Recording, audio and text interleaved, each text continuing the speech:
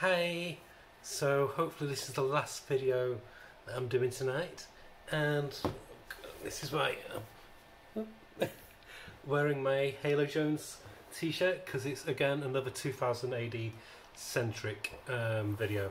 So I'm going to be looking at the latest incarnation of a collected edition of Nemesis the Warlock. So this is the 2000 AD definitive edition, Nemesis the Warlock Volume 1, writing by Pat Mills, art by Kevin O'Neill, and some by Jesus Redondo. So it's £19.99 in the UK, $25.95 in the US, $34.95 in Canada, but you can find it cheaper if you look hard enough, which I did. It's a large book, so that's an American comic next to it. This is a regular 2000 AD, which is a lot larger than an American comic. Next to it, so as you can see, there's a big chunk of border going all the way around. So this collects the initial storyline of Nemesis.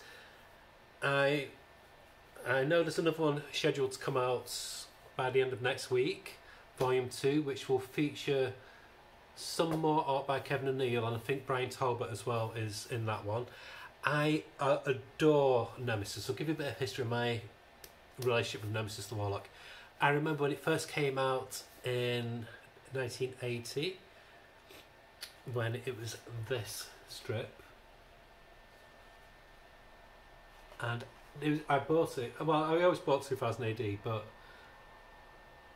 I didn't even realise this was 2000 AD when I picked it up, because it looked like a music magazine. It looked like it was a single.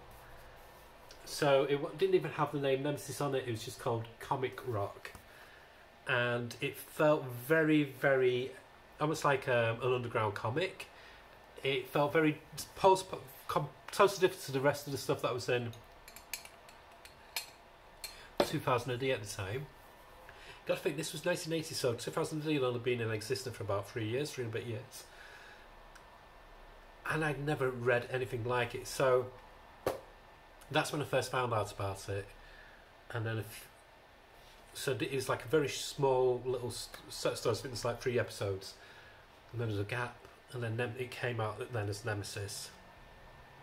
We'll look into that a bit further later on. And yeah, I was invested. I was only young then. I mean, when the Comic Rock came out, I was either 10 or 11.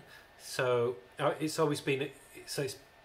I've always had this love for Nemesis, because there's just something that felt so sinister yet cool about it. And you'll see what I mean in a minute.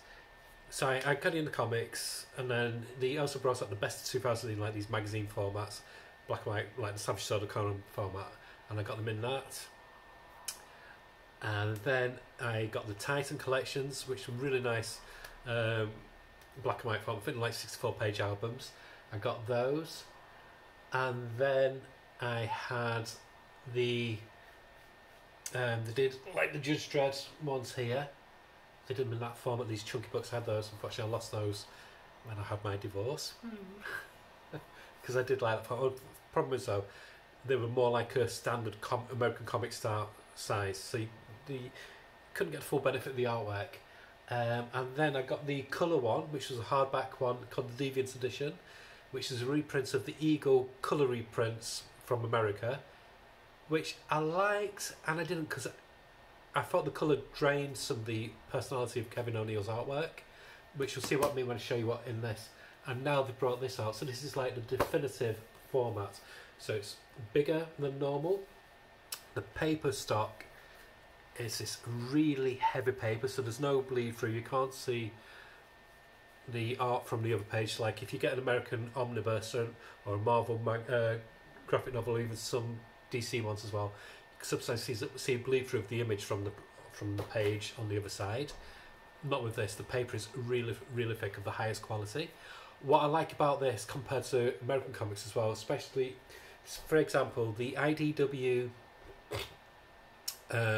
reprints of the classic Teenage Mutant Ninja Turtles, the black and white edition, it's on shiny paper. Ugh. Black and white needs to be on a dull matte finish. for you to get the full benefit of the artwork. And I think it's the same for a lot of colour artwork as well. I just don't like too shiny paper unless the art was originally on that. But yeah, so I'll show you the layouts. What I like about this as well, it's got this really nice clear white thick paper for the strips, but then for the extra features on they've got some of the covers as well. It's on this off yellow paper. So the initial bit, it shows you the concept sketches, what Kevin O'Neill did, and oh my god, they're beautiful. And that's the Blitz Spear, which is Nemesis's spaceship, the coolest spaceship ever created. And as you can see, the matte paper works so well on reprinting the colours of the covers, because I can still vividly remember this cover from when I was a child, and it had that same kind of feel and look to it. So it starts off on what was called Terror Tube. If you're in the UK, you'll remember, if you have a certain age, you remember Kenny Everett. And that's a blatant Kenny Everett rip-off. And that's the Blitz Spear, Nemesis spaceship. And the first story is just set like on this tube, the Terror Tube. It's just thousands of vehicles just zooming by. There's no place to walk or anything. And there's this guy who's like the chief of police called Torquemada, who you'll get to know more about him later on. And it's basically just like this, him racing to arrest the Blitzspear, to arrest Nemesis, who's viewed as a deviant because he's not like them, he's not pure like they are. So it's kind of like church and state kind of reflection. As you can see, that shows all the vehicles. I'm sure this has been a big influence on things like The Fifth Element and that Doctor Who episode where there was just like these, where you couldn't walk because it was just thousands of vehicles. So it was so congested that's how they lived. So that was the first strip, but you don't see Nemesis there, you just see his vehicle. So I just thought, oh, that's a really cool strip. I didn't really think much of it. I just thought the art was amazing, and it was science fiction like I'd never read before. But I thought that was the character. I didn't know if it was a ship or if it was a living ship or what. Then it came back a few weeks later with called Comic Croc Presents Kilowatt, and I think they're all based off a song. And the art is getting more like the Kevin O'Neill artwork, what we see today. But again, you see Torquemada, so he's more like the main character. And you see the Blitzspear, but again you don't see Nemesis. So again, you don't know who Nemesis is. But this is very significant because at the end of this one, it's no spoiler because Torquemada dies, but his ghost comes back and he goes, "I will return." And you see the ship open, the Blitzspear, but you don't see anybody coming out. And that's it. So that was in the 80s. That was in November 1980. And great, 3 strips, you just thought that, okay, they were fun. And even as I thought, oh, okay, because 2008 they brought like a few short strips on, you didn't see anything of them later on. But then it came back.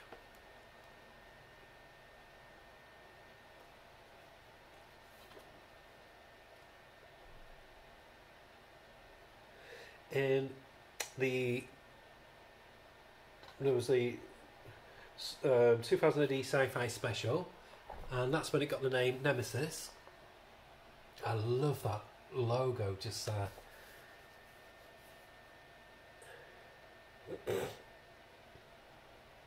So now Torquemada's body's died, but his spirit's come back, so he now inhabits other host bodies. And he's basically like, the clues in the name Torquemada. Basically, the church has taken over governing so if you imagine, instead of it being Judge Dredd, it's the church. It's like these crazy clerics who rule the country, rule the world, and their word is law. And if they say, be pure, be vigilant, and if anybody detracts from their belief system, if anybody's does look like them, if they're different coloured skin, if they're an alien especially, then they hunt them down. So they're viewed as like evil, as satanic. It's very much a study of xenophobia, of extreme religion, everything that. It's a good reflection of what's going on today in America, put it that way. But this artwork this is where Kevin O'Neill is coming into that weird, almost like organic artwork. It can make something that's just normal look twisted, and it's wonderful. And this is when you see Nemesis for the first time. So he is an alien. He's a freedom fighter for aliens, and if you look at him, he's got the cloven hooves. His face looks like the Blitz spear. He's basically as satanic looking as you can get a character to look. He's absolutely inhuman looking, and that's what makes it so cool. They've got as the hero. This is what I love about 2000 AD. All the heroes are anti-heroes. You shouldn't be cheering them on. But Tokamod is more monstrous than Nemesis, who's an alien. Just look at the artwork is gorgeous. I don't want to talk much more about the story. You need to read it for yourself because it is such a rewarding story. This is when Pat Mills was at his creative high. This was when he was doing really good stories for like the Judge Child Quest, for Judge Dredd. He was doing this, and then a few years later he did Slain. What I like about Pat Mills as well, he's very political in his storytelling. He's even now he was an angry young man, and now he's an angry old man. And you either love him or loathe him, and some of his viewpoints, but you can't deny his writing is unlike anybody else's. There's an anger and a passion to it, and it fit perfectly with Kevin O'Neill's punk rock sensibility, with his art style. He's like, he had that Basil Wolfton kind of style of the grotesque. Is beautiful.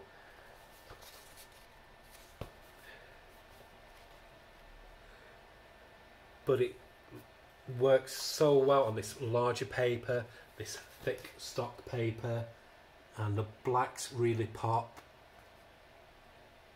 He really is one of the greats. This made me fall in love with Kevin O'Neill because I used to try and draw like him as well. For his points, my artwork was very, very similar to his. But it's just the detail, how he can do machines, and then he can do something almost organic and monstrous. Not many people can do that. It's cartoony but not cartoony. And this format really, really displays it to the fullest. And I love the gothicness of the buildings as well. Even the buildings are horrific. But yeah, this is the best format I've ever seen of him, of this artwork to be displayed on. And as the title, Nemesis, the Warlock, he is a freedom fighter, but he also is a Warlock. So it does delve quite a bit into some of the practices, the dark magic practices that he has. This is his familiar, who's a really cool little character. I think Pat Mills has got a thing about having little cute or gnarly little sidekicks, like in Slain as Ukko the Dwarf. And this is that same kind of thing. And again, just absolutely gorgeous. But I just want to move on. So you have that, and then the first time, and these weren't collected for a while. For a time, Kevin O'Neill just dropped out of doing the artwork for a bit, and then Jesus Redondo came on, which had a different flavour, but still really attractive art style, much more of a European sensibility, but still dynamic in its own right, like with this big splash page.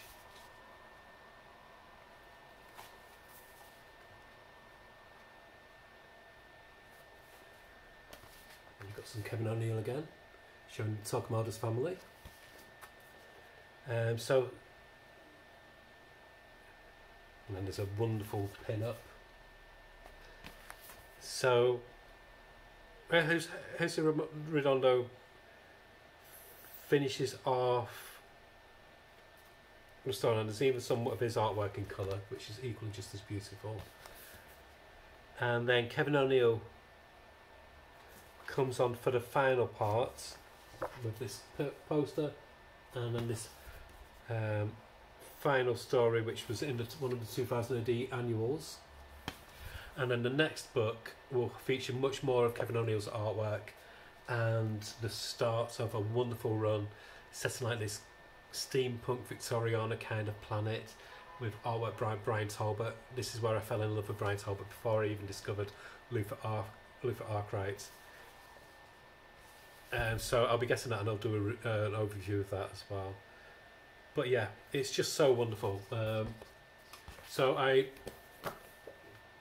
There's no more back. Like I said, the special features are at the front. They've got some bibliographies and a poster at the back. Like I said, really chunky. It's only 76 pages, but it feels a lot more because of the thickness of the paper. As you can see, it's really thick.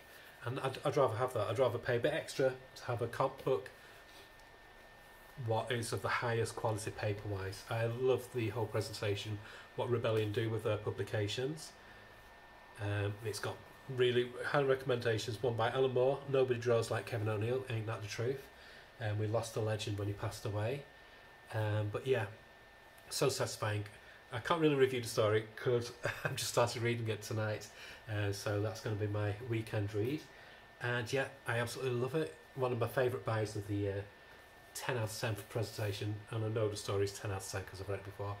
And on Amazon it says it only goes to 3 volumes, but I hope it goes more, because I don't want to submit. There's some really great work later on by David Roach and Jonathan Hicklinton, I think it is, who is even more grotesque than Kevin O'Neill, again in the best way. He's kind of like a much more fluid Simon Bisley. But yeah, wonderful work. You've done yourselves proud here, Rebellion, and they're doing Slain in this format. So like I said, I hope to do this treatment for comic strips like Bad Company and ABC Warriors, Roadbusters. There's so many of the universe that I could cherry pick, and I'm just really happy to have this now. And I do recommend you go out and buy this. You will not be disappointed. Okay, bye.